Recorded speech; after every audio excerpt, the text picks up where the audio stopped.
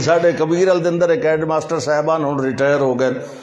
میں اب بھی سکول ٹیچر رہا گورنمنٹ، میں تو آپ چھوڑ دیتا. اچھا خیر، اتھے ایک اپنا ہی بندہ دودھ دیندا ہی، مطلب انہاں دا اپنا جانو بندہ دودھ دیندا رہا تے ہائی وچ پانی رلائندا. ہیڈ ماسٹر صاحب بڑے خوش ہو کے لوگ بھائی سبحان اللہ بڑا اچھا دودھ لیا.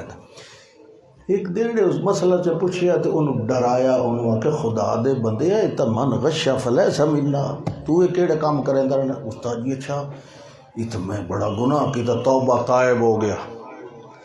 اگلے دن گیا تو خالص دودھ لے کے گیا. جلے خالص دودھ استاد اور انہوں دیتا کلو انہوں لے لیا. دوے دن جو آیا ٹائم ہوندہ نا میں ہر ایک گاہک دا، اسے ٹائم تے استاد ری سوٹا لے کے باہر کھلے.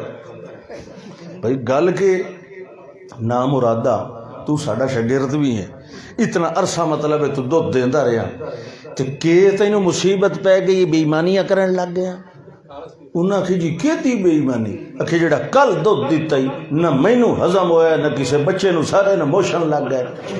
یہ تے کیڑی شے پائی ہوئی آئی ہے؟ اس کہ استاد جی آج دی معافی کل وقت خالص ہوتی.